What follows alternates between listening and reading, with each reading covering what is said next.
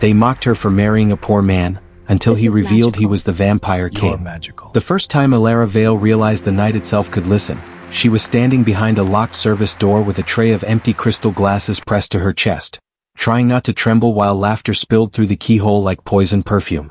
Inside the ballroom, the city's richest families danced under chandeliers and bragged about charity they never touched with their hands. Outside, Alara's shoes were too thin, her wrists were bruised from carrying trays since dawn, and her stomach ached with the familiar hollow that came from choosing rent over meals. And yet, she wasn't afraid of the crowd. She was afraid of the man waiting for her in the alley. Because he was supposed to be nothing. A poor artist, people whispered. A street poet. A man with no car, no pedigree, no future. Just a coat too old for winter and eyes too calm for hunger. Alara had married him anyway. Tonight, the people who mocked her were about to discover why the air around him felt colder than snow.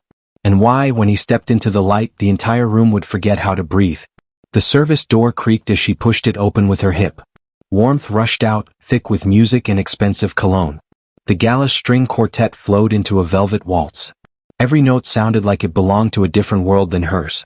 Alara lowered her gaze, shoulders trained to slope like apology. She moved along the edge of the ballroom, as invisible as the staff were expected to be. She could do invisible. She'd grown up practicing it. Careful, a voice murmured near her ear. She almost dropped the tray. Not because the voice was harsh, because it was gentle. And because it came from the only person in this room who looked at her as if she mattered. Damien. Her husband stood in the shadow near a marble pillar, dressed in a suit that had seen better seasons. The fabric was clean but worn, the cuffs softened, the seams quiet with age. He looked out of place among the men in perfect tuxedos. But he didn't look ashamed. He looked patient. Like a storm waiting for permission. Alara exhaled, forcing her muscles to unclench. You shouldn't be back here. They blocked the main floor with ego, he said, eyes flicking toward the dance circle. I prefer breathing. That made her smile, brief, fragile, real. Your hands are shaking, he added. Alara tightened her grip on the tray and lied the way she always did. I'm fine.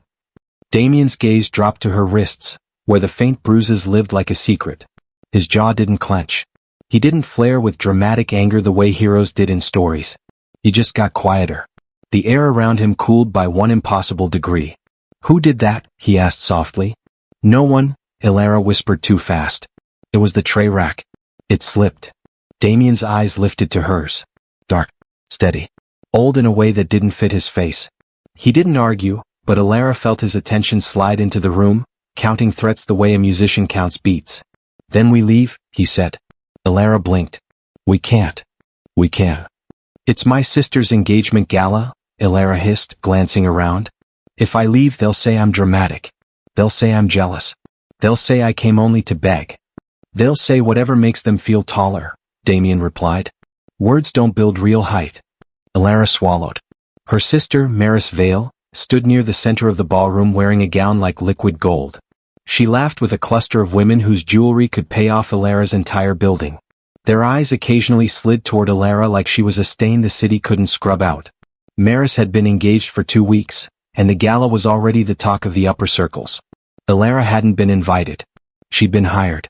That was Maris's favorite kind of cruelty, wrapped in plausible deniability. Alara had promised herself she'd endure it. Smile. Or collect the paycheck.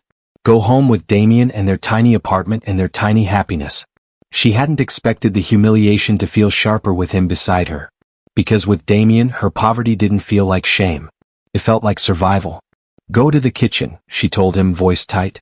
Wait for me there. Please. Damien's brows rose a fraction. You're asking me to hide. I'm asking you not to get hurt, Alara whispered, barely moving her lips. His eyes softened, not in a sweet way. In a way that looked like someone setting down a weapon only because the person he loved asked him to. As you wish, he said.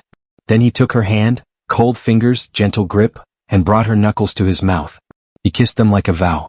The air shivered. Alara's breath caught, because for a heartbeat she saw something flash behind his eyes, a color like violet lightning trapped under black water. Then it was gone. Damien released her, and Alara forced herself to step away. She had work to do. And in this room, work meant swallowing insults with a smile. A man in a tuxedo intercepted her near the champagne tower. His name was Alistair Crown, Maris's fiancé. the heir to a corporate empire that owned half the city's luxury buildings. He was handsome the way knives are handsome, polished, sharp, designed to cut. He looked Elara up and down with a grin that didn't reach his eyes. "Well," he said loudly enough for nearby guests to hear, "look who crawled out of the lower floors." Elara kept her gaze lowered. "Good evening, Mr. Crown." "Mr. makes me sound like a bank clerk," he replied, amused. "Call me Alistair. We're family now, aren't we?" The word family landed like a slap. "Elara." Maris called from behind him, voice sweet as syrup. "Oh, you're here." Elara turned. Maris's smile glowed, perfect for photos, perfect for gossip columns. Maris walked closer, eyes flicking to Elara's uniform. "I didn't recognize you at first." A ripple of laughter moved through the cluster of socialites. Elara's cheeks burned. She focused on breathing. "This is such a generous place," Maris continued, touching Elara's shoulder as if they were affectionate. Her nails were manicured to a dangerous point. "They even let you bring your friend." "My husband," Elara said quietly. Maris blinked, pretending she'd forgotten that detail, and then smiled wider. "Right. The poet."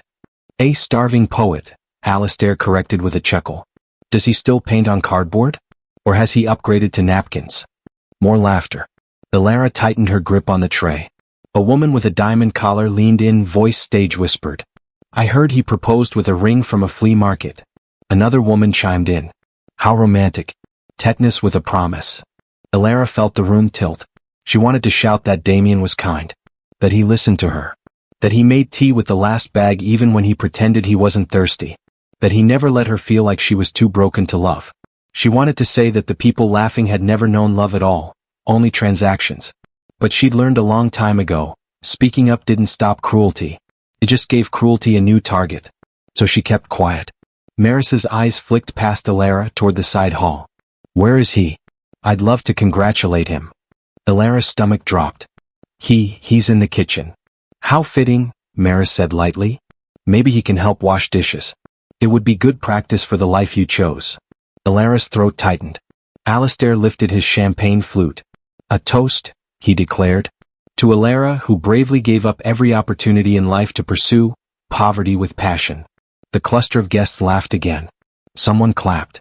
Elara stood frozen, a servant holding a tray while the world made sport of her dignity. Then Maris stepped closer and lowered her voice, sweet smile still on, poison poured softly. "You could have been someone," Maris whispered. "Now you're just staff with a ring." Elara's vision blurred. And that was when the lights flickered. Not dramatically. Not enough for everyone to notice. Just a brief tremor like the building itself had shivered. The chandelier crystals chimed softly, as if startled. Elara felt it before she understood it. A drop in temperature, sudden and unnatural, like the room had inhaled winter. A few guests rubbed their arms. Alistair frowned. "Did someone open a window?" Maris's smile faltered for half a second. Elara's heart hammered. 7 of them. Occupied. The elders of the night court watched from their seats like statues carved from nightmares. Some looked almost human. Others did not bother with the illusion. Vaylor stood off to the side, hands clasped behind his back, unreadable. A voice echoed through the chamber, layered and ancient. "Cale Dravenmore," it intoned. "You return with defiance." Cale released Elara's hand and stepped forward. "I return with my queen." A ripple moved through the court. "Queen?" another voice hissed. "She has not knelt. She has not bled." Elara's spine straightened. "I will not kneel," she said before fear could stop her. "And if you require blood to prove worth, then your court is built on cruelty." A murmur, some shocked, some amused. One elder leaned forward, eyes glowing red. "Bold prey." Cale's voice cut through the air. "She is not prey." The elder smiled, revealing fangs like daggers. "All things are prey to time." The first voice spoke again. "Silence. Let the trial proceed." The runes on the dais flared. "Elara Vale," the voice said. "You stand accused of disrupting the balance of night. Of binding a king's heart. Of softening his rule." Cale bristled. "She saved this city from slaughter." "Mercy is not justice," an elder replied coldly. Elara took a step forward. "It can be." The runes pulsed brighter. "Then prove it," the court intoned. 3 trials. "What?" "Oh. Mercy." Elara's hands trembled. "If I refuse?" "Then Cale is stripped of crown," the voice said calmly. "And the night returns to hunger." Kale turned to her sharply. No. Elara met his gaze. I won't let them use you. She stepped onto the dais. The first trial began. Trial 1, blood. A blade formed in the air, black glass singing softly. Spill blood, the elders commanded. Prove you are not weak. Elara stared at the blade. Whose blood? She asked. Valor answered quietly, yours?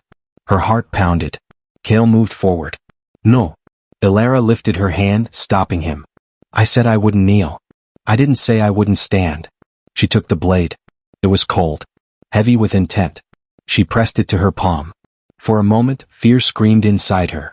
Then she thought of the gala. Of laughter. Of smallness. She cut. Blood welled, bright human red. The runes flared violently.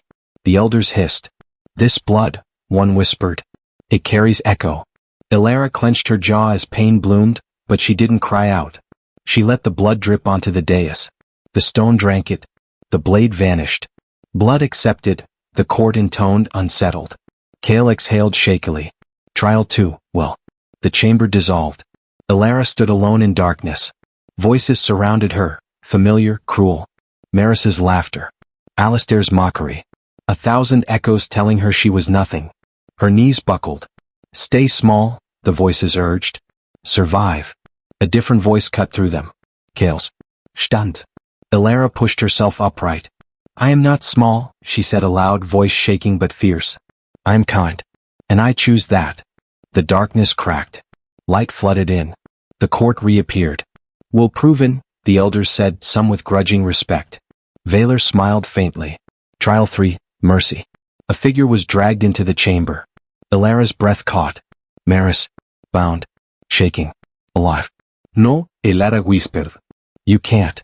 The elder's voice was merciless. She harmed you. Condemn her. Or spare her, and show weakness. Maris sobbed. Elara, please. Kale stiffened. This trial is unjust. It is necessary, the elders replied. Choose. Elara stepped forward, heartbreaking. She looked at her sister, the same sister who had laughed while others crushed her. The same sister who now looked at her with terror. Elara closed her eyes. Then she spoke. I forgive her. The court erupted. You would spare her? An elder snarled. After everything? Elara opened her eyes, tears falling. I don't spare her because she deserves it. I spare her because I do. Silence fell like snow. The runes blazed, brighter than ever before. The chains around Maris shattered. She collapsed weeping. The elders recoiled. Mercy, accepted, the court whispered, shaken. Valor dropped to one knee. Others followed. Kale stared at Elara as if seeing her for the first time. The first voice spoke, quieter now. Elara Vale, you have passed the trials. The runes rose from the dais, swirling into the air, forming a crown of shadow and silver. It hovered before her. You may kneel and accept, the elders said. Elara lifted her chin. I won't kneel, she said softly. But I will stand beside him. The crown hesitated. Then it split in two. One half settled above Kale's head. The other, lighter, brighter, lowered onto Elara's brow. The court bowed. Long live the King of Night, they intoned. And the Queen of Mercy. Kale crossed the dais and took Elara into his arms, forehead resting against hers. You changed everything, he whispered. Elara closed her eyes, the weight of the crown warm, not heavy. No, she replied. I just refused to become cruel. Above them the night court trembled, not in fear. In hope. The night chose kindness. The first sunrise after the trials felt different. Not brighter, gentler. Elara stood on the balcony of a high tower she had never dreamed of inhabiting, wrapped in a cloak spun from shadow and moonlight. Below her, the night court stirred, vampires moving through obsidian halls, guards changing watch, messengers gliding like ghosts through archways that breathed ancient magic. None of them frightened her. That, more than anything, told her how much she had changed. Behind her, Kale approached without sound. He rested his hands lightly at her waist, careful, always careful, despite his strength. They are afraid of you, he murmured. Elara smiled faintly. Good. Kale chuckled softly. That wasn't the answer I expected. They should be, she said, then turned to face him. Not because I'm powerful. Because I won't let them hide behind cruelty anymore. His eyes shone with something deeper than pride. Mercy terrifies tyrants, he said. She leaned into him, breathing him in. Cold air, night rain, something ancient and familiar. I keep waiting to wake up. You won't, Kale replied. This is real. A knock echoed through the chamber, 3 sharp raps, formal. Valor entered, bowing low. My king. My queen. Elara still wasn't used to the title. It sat strangely on her shoulders, lighter than fear, heavier than doubt. The city stirs, Valor continued. Word of last night spreads quickly. Humans sense the shift. Some of the old families are uneasy. Kale's expression hardened. As they should be. Elara touched his arm. No executions. Valor's mouth twitched. Of course not. Kale sighed. You see, he said dryly. Already rewriting centuries of policy. Elara met falos gaze. What about my sister? Valor inclined his head. She has been returned to the surface, unharmed. Her memories remain, by your command. Elara nodded. She needs to remember. Valor studied her with something like awe. The elders argue you are too human. Elara smiled. They're right. He bowed again and withdrew. Kale turned to her, expression serious. You could still walk away. Choose a quieter life. I would protect you. She shook her head. You gave me a choice when no one else did.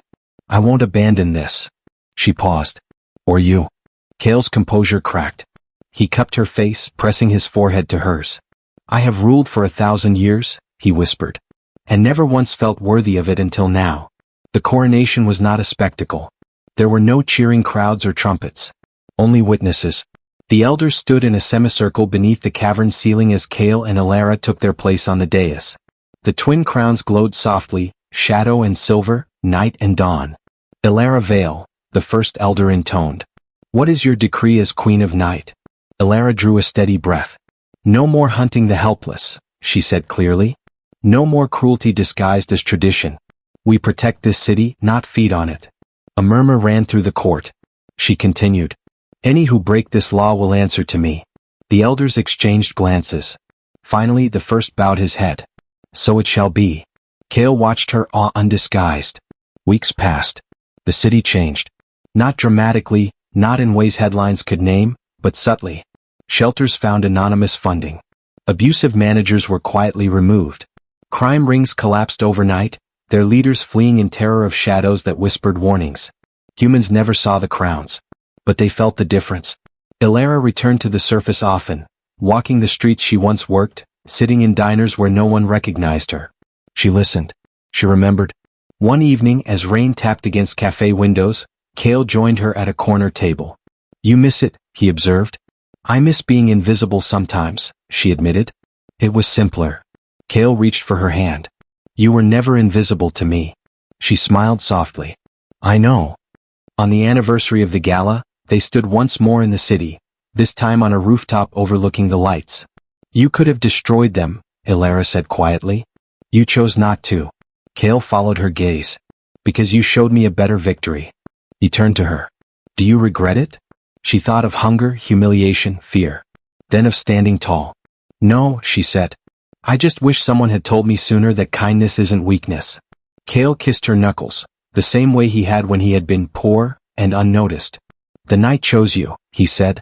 Not because you were powerful, but because you were good. Elara leaned into him, watching the city breathe beneath them. Somewhere below, a girl walked home in worn shoes, unaware that the shadows watched over her now, not to judge but to guard. And the night, once feared, had learned a new name. Mercy. Because she knew that cold. It wasn't from outside. It came with him. A slow, measured set of footsteps approached from the side corridor. Not rushing. Not angry. Just inevitable. Elara turned. Damien stepped into view. He wore the same old suit. The same modest shoes. The same quiet posture. But something in the room changed as if the air had decided to make space. People didn't move out of his way consciously. They simply found themselves shifting. Damien's gaze swept over Elara first, and when his eyes met hers, the chill softened. Then his attention lifted to the circle of laughter around her. His face remained calm. His voice, when he spoke, was gentle enough to be mistaken for politeness. Is there a problem? He asked. Alistair let out a snort. No problem. Just family teasing. Damien nodded slowly as if considering the word family in a language older than English. He walked closer and as he did, Ilara noticed tiny details that felt wrong. The way the candle flames leaned away from him. The way the music seemed to dip, one note faltering as the violinist's hand trembled. The way Maris's pupils tightened. Damien stopped beside Ilara and looked at her bruised wrists. His expression didn't shift, but the room grew colder again, like the building remembered fear. Ilara tried to shake her head, silently begging him not to make this worse. Damien's hand covered hers, over the tray, grounding her. Then he looked up at Maris and Alistair. Teasing? He repeated. Alistair smiled, too confident. You must be Damien. The artist. Damien tilted his head. Among other things. Maris recovered her smile quickly. Welcome. We didn't know you'd attend. I assumed you couldn't afford the entry into your world? Damien finished softly. Maris blinked, thrown off by the calm. Damien's gaze drifted to the champagne tower, then back to Alistair. You own half this city, Damien said as if reading it from a label. And yet you still measure your worth by how small you can make someone else feel. Alistair's smile tightened. That's a bold statement for a man in a thrift store suit. Damien glanced down at his cuffs. Cloth is cloth. Then, without raising his voice, he said something that made Ilara's blood turn cold in a different way. Apologize. The word wasn't loud, but it carried. Like it had weight. A few nearby guests fell silent. Alistair laughed, too sharp. Or what? You'll write me an angry poem? Damien's eyes lifted. In the chandelier light they looked almost black. Almost. But not entirely.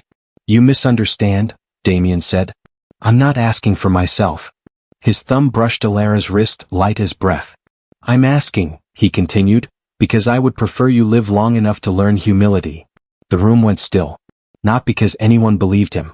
Because something primal in them recognized the tone. Maris forced a laugh. Damien, please. Don't be dramatic.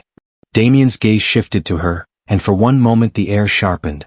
Dramatic? He echoed like the word amused him.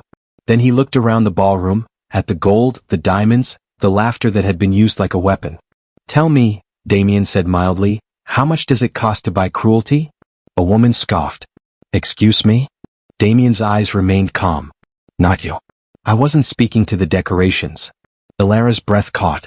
Because in that moment, Damien didn't sound like a poor man.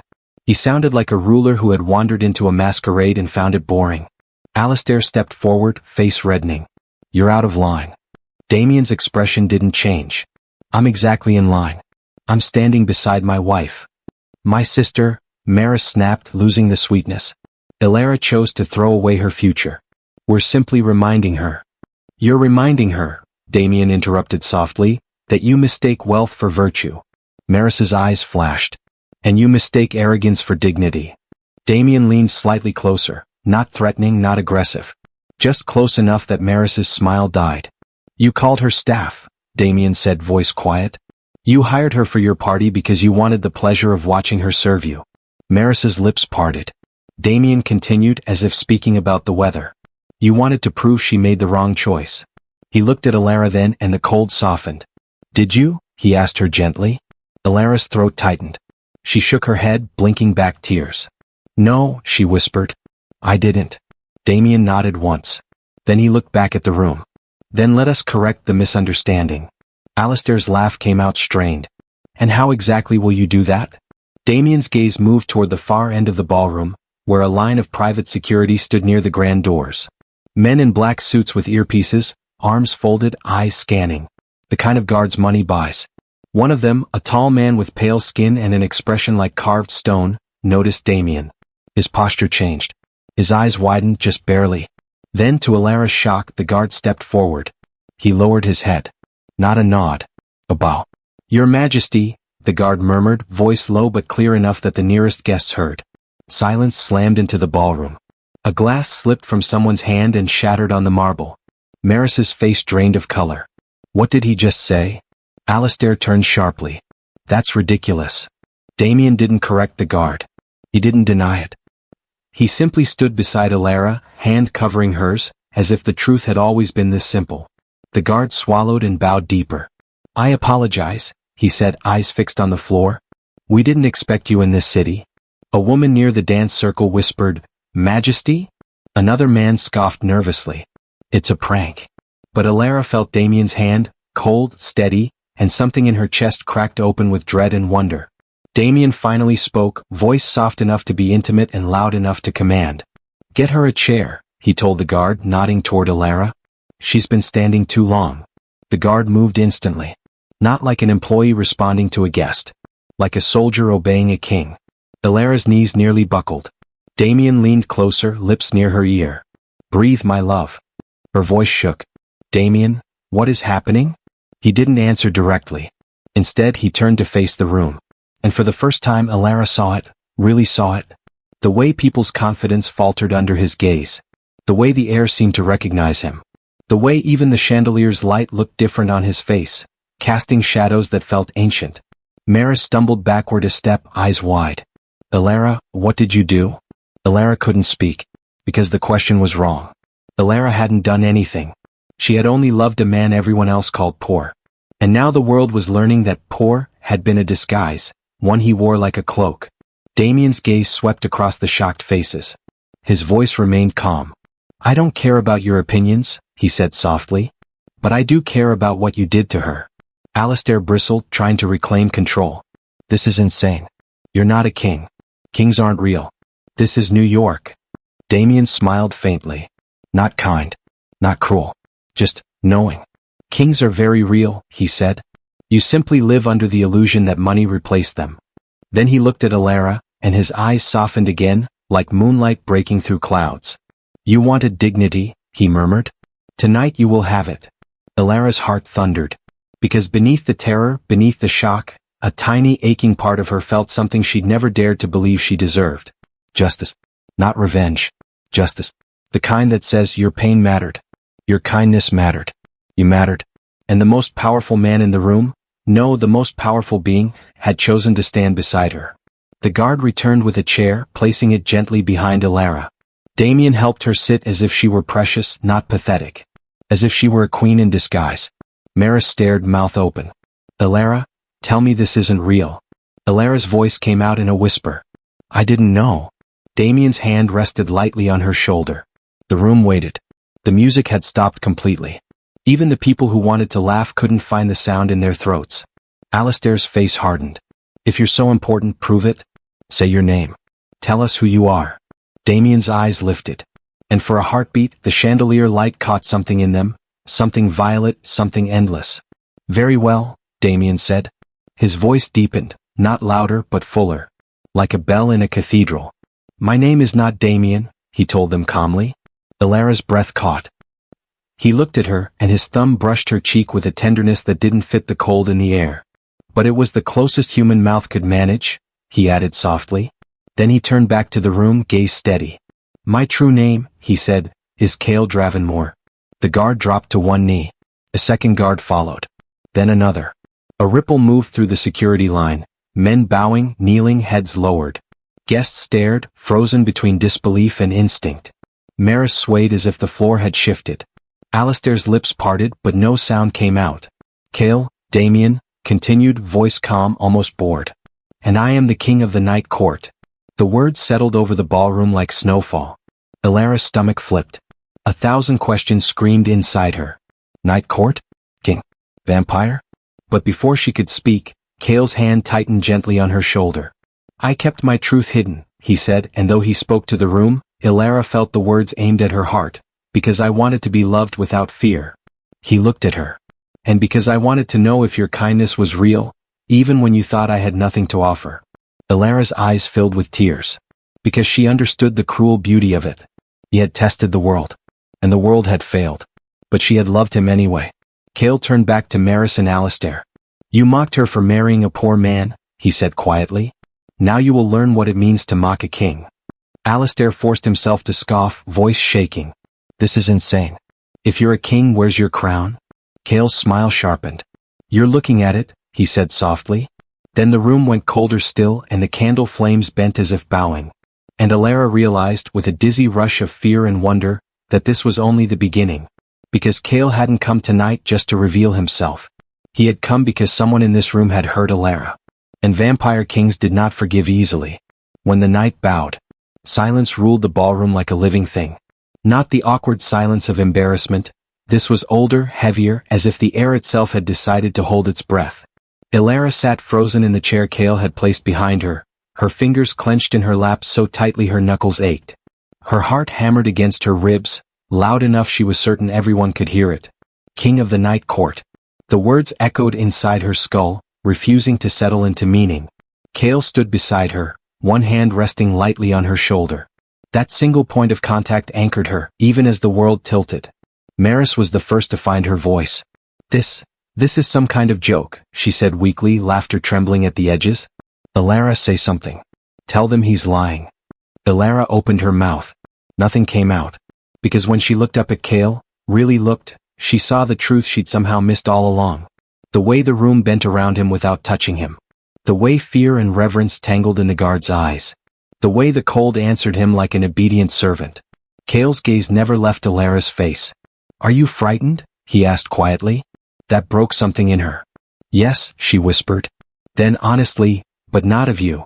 A flicker of something like relief crossed his eyes. Behind them, Alistair slammed his glass down on a table, shattering it. Enough, he snapped. I don't care how convincing this performance is. You don't get to waltz into my gala and humiliate me. Kale finally looked away from Ilara. The temperature dropped another degree. You humiliated yourself, Kale said calmly. I merely removed the disguise. Alistair straightened, drawing on years of dominance and money-backed confidence. Security, he barked. Throw them out. No one moved. The kneeling guards didn't lift their heads. Alistair's voice cracked. I said. One of the guards slowly rose to his feet. The same towering man who had bowed first. His voice was steady, reverent. With respect, sir, he said, not looking at Alistair, we do not touch Night Court royalty. A murmur rippled through the guests. Night Court? Someone whispered. That's a myth. No, I've heard of them, ancient legends. They vanished centuries ago. Maris staggered backward, clutching the edge of a table. Her gaze darted between Kale and Ilara. You knew, she breathed. You married him knowing this. Ilara shook her head, tears spilling freely now. I didn't. I swear I didn't. Maris's eyes narrowed, fear twisting into something uglier. Liar. You always were good at pretending to be small. Kale turned fully toward Maris. The lights dimmed. Not all at once, just enough to be noticed. The chandeliers still glowed, but their brilliance dulled as if ashamed. Careful, Kale said softly. You mistake my silence for tolerance. Maris swallowed hard. What are you? Kale studied her with distant curiosity, like one might examine an insect that had wandered too close to fire. I am a vampire, he said plainly. A king. Older than your bloodlines. Older than this city. A woman screamed. Another fainted. The ballroom descended into chaos, chairs scraping, voices overlapping, panic blooming like rot. But through it all, Kale didn't move. The chaos bent around him, unable to touch. Ilara grabbed his sleeve, her voice shaking. Kale, please, this is too much. People are scared. He looked down at her and the cold softened. They should be, he said gently. But not because of you. He raised his voice, not shouting, simply allowing it to carry. Be still. The command slid into the room like velvet over steel. The screaming stopped. Guests froze mid-motion. Conversations died on lips. Even the music players went silent, bows trembling above strings. Ilara gasped. Kale hadn't forced them. He had asked, and the night itself had obeyed. You are safe, Kale continued calmly. No one here will be harmed. His eyes flicked briefly to Alistair. Unless they insist. Alistair's bravado shattered. Sweat dotted his forehead. You can't just take control like this. Kale tilted his head. I've been taking control since before your ancestors learned to count coin. He turned back to the crowd. This woman, he said, placing his hand over Ilara's heart, has been mocked, belittled, and used as entertainment tonight. Ilara's breath hitched. She worked this gala, Kale continued, voice steady, not because she needed your approval, but because she needed food. A hush fell. Kale's gaze swept the room, sharp and unblinking. You laughed. His voice hardened. You measured her worth by her uniform. You mistook kindness for weakness. And you assumed the man she loved was beneath you. He paused. Tell me, he asked softly, how does it feel to be wrong? No one answered. Maris sank into a chair, shaking. Ilara, please. We're sisters. Ilara looked at her. For the first time she didn't feel small. I was your sister when you let them laugh at me, Ilara said quietly. I was your sister when you hired me instead of inviting me. I was your sister when you told me I deserved this. Maris burst into tears. I was trying to protect you. He's a monster. Kale's hand tightened slightly on Ilara's shoulder. She calls you a monster, Ilara whispered. Kale's voice was low. Do you believe her? Ilara thought of cold nights and shared soup. Of his hands brushing her hair when she cried. Of the way he listened to her dreams like they mattered. No, she said. Kale nodded once. That is all that matters. He turned to Maris again. You fear me because you fear losing power. Not because I am cruel. Maris shook her head violently. You don't belong here. Kale smiled faintly. I belong wherever she stands. Something inside Ilara broke open. For the first time in her life, someone powerful had chosen her, not as a prize, not as a tool, but as a partner. Alistair suddenly laughed, high and desperate. This is absurd. Even if you're telling the truth, what do you want? Money? Influence? You already humiliated us. What more could you possibly take? Kale's eyes darkened. I don't take, he said. I restore balance. He raised his hand. The temperature plunged. Ilara sucked in a breath as shadows stretched unnaturally across the walls. The chandeliers flickered, casting long, claw-like silhouettes. From the corners of the room, figures began to emerge. Not human. Tall. Pale. Eyes glowing faintly in the darkness. Vampires. The guests screamed again, but softer now, muted by terror. Kale's voice remained calm. My court has watched this city rot from the shadows. Tonight was never about revealing myself. Ilara's heart raced. Then what was it about? Kale looked down at her. It was about deciding, he said softly, whether this world deserved mercy. Her breath caught. And? Kale studied the trembling room. That depends, he said, on how they treat you next. A man in an expensive suit dropped to his knees. Please, he sobbed. We didn't know. Kale didn't look at him. A woman crawled toward Ilara. I'm sorry. I laughed. I shouldn't have. Ilara flinched, overwhelmed. Kale leaned down, voice gentle only for her. You don't owe them forgiveness. She swallowed hard. I don't want revenge, Ilara whispered. I just want dignity. Kale straightened. You will have more than that. He turned to the room. Tonight, Kale declared, no one leaves until restitution is made. Alistair recoiled. Restitution for what? For her suffering, Kale replied. And for every kindness you repaid with cruelty. A murmur of fear rippled. Kale lifted his hand again, and a parchment-like glow appeared in the air, ancient symbols burning softly. Ilara stared. What is that? A binding, Kale said. A vow written in blood and truth. Maris sobbed openly now. Ilara, please. Tell him to stop. Ilara hesitated. Then she stood. Her legs shook, but she stood. Every eye snapped to her. I don't want them hurt, she said, voice trembling but clear. I want them to learn. Kale watched her, pride flickering behind his eyes. As my queen wishes, he said. Queen. The word sent a shiver through her. Kale addressed the room. Every family represented here will fund shelters, clinics, and kitchens in this city. Not as charity, but as repayment. Yes. You will employ the overlooked, he continued. You will protect your workers. And you will remember tonight every time you feel tempted to mock what you don't understand. Alistair shouted, this is extortion. Kale's gaze snapped to him. No, he said softly. This is mercy. Alistair collapsed back into his chair, defeated. Kale turned to Ilara again. You saved them, he said quietly. She shook her head. I just didn't want anyone else to feel like I did.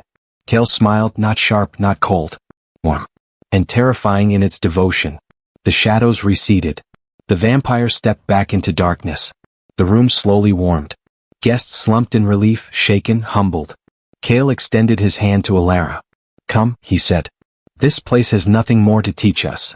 She took his hand. As they walked toward the exit, the room parted for them like a tide retreating from shore. Maris whispered hoarsely, Ilara, what are you now? Ilara paused. She looked at her sister, truly looked and felt no triumph. Only clarity. I'm someone who was loved when I had nothing, she said quietly. And that changed everything. Kale opened the doors. Cold night air rushed in, clean and sharp. As they stepped outside, Ilara's knees finally gave. Kale caught her effortlessly, pulling her into his arms. I'm sorry, she whispered, overwhelmed. I don't know how to be part of your world. Kale cradled her head against his chest. You already are, he said. You just haven't seen it yet. Above them, the moon slid free of clouds, full, luminous, ancient. And Alara realized that loving a king was only the beginning, because surviving his world would require something far more dangerous. Courage. The queen who didn't kneel. Alara dreamed of blood and snow. Not violence, memory. She stood in a forest of blackened trees beneath a sky split by violet lightning. A crown lay half buried in frost at her feet, ancient and heavy, its metal humming as if it recognized her pulse. Voices whispered in a language she didn't know, and yet somehow understood. Do not kneel. She woke with a gasp. Moonlight spilled across the narrow bedroom of their apartment. The same peeling walls, the same uneven floorboards. For a moment, she wondered if the gala had been a fever dream. Then she felt the cold. Not unpleasant. Familiar. Kale sat on the edge of the bed, fully dressed, elbows on his knees, hands clasped. His eyes glowed faintly in the dark, not threatening, watchful. You were dreaming, he said softly. Alara pressed her palm to her chest, heart racing. About a crown. Kale went very still. A crown? He echoed. She nodded. And voices. Silence stretched between them, thick with meaning. Kale rose slowly and moved to the window, looking out over the sleeping city. The night court is waking, he said after a moment. It has been dormant a long time. Alara pushed herself upright, the weight of reality settling in. Because of you? Kale turned to her. Because of you. Her breath caught. That doesn't make sense. Few true things do, he replied gently. She swung her legs over the side of the bed, grounding herself. Kale, you're a vampire king. There were others. Guards bowed to you. You spoke spells into the air like it was breathing. She laughed weakly. And I'm me. Kale crossed the room and knelt in front of her. Knelt. Alara froze. What are you doing? Kale lowered his head, eyes cast down, not in submission but in reverence. I am acknowledging you, he said. The court would kneel if they were here. Her pulse thundered. I don't want them to. Kale looked up. That is why they will. She swallowed. I don't understand. You don't need to, he said. Not yet. He reached out, hesitated, then took her hands. His touch was cold as always, but steady. Alara Vale, Kale said quietly, do you remember the night we met? She smiled despite herself. You were feeding pigeons stale bread in the park. They weren't pigeons, he said dryly. They were ravens. She blinked. There were ravens in Brooklyn? Kale's lips twitched. Briefly. Her smile faded as memory sharpened. I thought you were homeless. I was, he replied. In every way that mattered. She frowned. You had all that power. Why live like that? Because power without consent is a cage, Kale said. I wanted to know what love looked like when it had no fear in it. Her chest tightened. You watched me, she whispered. I learned you, he corrected gently. I watched you give your last dollar to a stranger who never said thank you. I watched you defend a waitress being screamed at by a man twice her size. I watched you choose dignity even when it cost you comfort. He squeezed her hands. You chose me when I offered nothing. Tears blurred her vision. I chose you because you were kind. Kale nodded. Exactly. He rose and extended his hand. Come. There is something you need to see. They stood on the roof of the apartment building, city lights glittering below like fallen stars. The wind tugged at Alara's hair, sharp and cold. Kale stood behind her, not touching. Close your eyes, he said. She hesitated, then obeyed. Listen, Kale murmured. At first she heard only traffic and wind. Then, something else. A hum beneath the noise. A low, resonant pulse like a heartbeat not her own. Her breath caught. What is that? The city, Kale said. And what lives beneath it? Alara opened her eyes. The skyline shimmered. Not visibly, not to anyone else, but she felt it. As if threads of darkness and light wove through the buildings, alive and aware. You can feel it, Kale said softly. Most humans can't. She stared shaken. Why can I? Kale's voice was careful. Because your blood remembers. She turned to him sharply. My blood. Kale met her gaze. Your mother. What do you know of her? Alara's throat tightened. She died when I was 12. An illness. That's what they told me. And before that? Kale pressed. She was different, Alara admitted. She spoke strange phrases when she sang. Old lullabies. She said they were from her grandmother's village. Kale's eyes glinted. Did anyone else understand her? Elara shook her head. Only me. The wind stilled. Kale exhaled slowly. Then it is as I feared. Fear curled in Elara's stomach. Feared what? That you are not entirely human, Kale said quietly. Her world tilted. No, she whispered. That's not possible. Kale touched her cheek. You are human where it matters. Your heart. Your choice. He lowered his hand. But your bloodline carries something ancient. A lineage that once served as bridges between courts. Elara's voice trembled. You married me knowing this? Kale shook his head. No. I married you because you are good. Pause. I'm only now realizing why. She laughed shakily. You're saying I'm what? Half vampire? No, Kale said.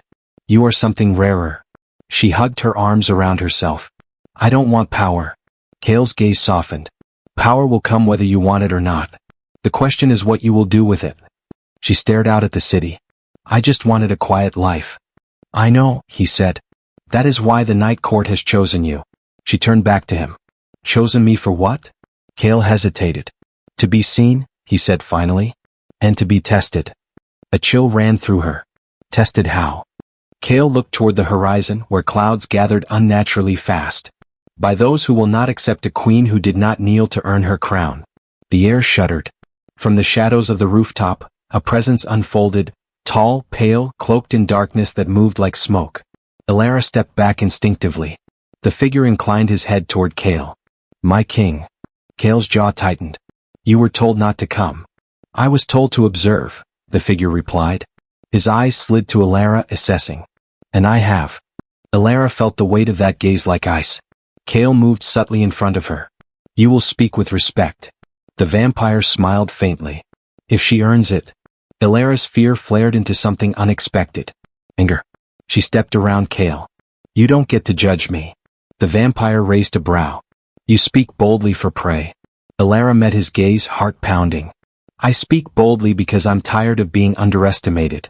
Kale's eyes widened, pride and concern warring. The vampire studied her, then laughed softly. Interesting.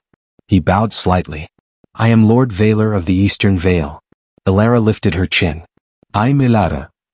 Not yet, Valor said. But soon. Kale's voice hardened. State your purpose. Valor's smile faded. The elders stir. They do not approve of secrecy. Or mercy. Elara's stomach dropped. They want to hurt people. They want order, Valor corrected. And blood. Kale's hands curled into fists. Then they will be disappointed. Valor's gaze returned to Elara. They will test her. Elara swallowed. Test me how? Valor's eyes gleamed. By seeing if she will kneel, or break. The wind howled. Kale turned to Elara, voice low and urgent. You can still walk away. I will erase their memory of you. I will hide you. Elara searched his face. And live knowing others will suffer because of me? Kale didn't answer. She straightened her shoulders. I've spent my life being small so others could be comfortable, she said quietly. I won't do that anymore. Valor's smile returned, sharp and approving. The court will be pleased, he said. Kale closed his eyes briefly, then nodded once. Then it begins, he said. The clouds parted. Moonlight poured down, cold and silver. Elara felt it settle into her bones, not as fire but as strength. She didn't kneel. And somewhere in the unseen dark, the night court took notice. The trial of blood and mercy. The summons arrived at dawn. Not by letter. Not by messenger. By silence. Elara felt it the moment she opened her eyes. The city beneath her window was too still. No traffic. No sirens. No distant hum of life. The world was holding its breath again. Kale stood at the foot of the bed, already dressed in black, his expression carved from resolve. They're calling us, he said. Elara sat up slowly. The elders. Kale nodded. The High Court of Night. Her stomach twisted. Where? Kale looked toward the east, where the sun should have been rising. Below, he said. Where light has never ruled. They did not walk into the night court. They descended. The city cracked open beneath an abandoned cathedral on the river's edge, stone shifting soundlessly, ancient mechanisms awakening to a master's command. Stairs spiraled downward, lit by pale blue flame that didn't burn. Elara clutched Kale's hand as they moved deeper underground. The air grew colder, heavier. Each step felt like crossing a threshold she could never uncross. "What if I fail?" she whispered. Kale squeezed her fingers. "Then I fail with you." The stairs ended in a vast cavern, cathedral-like, carved from obsidian and bone. Towers of shadow rose toward a ceiling lost in darkness. At the center stood a circular dais etched with glowing runes. And around it, thrones.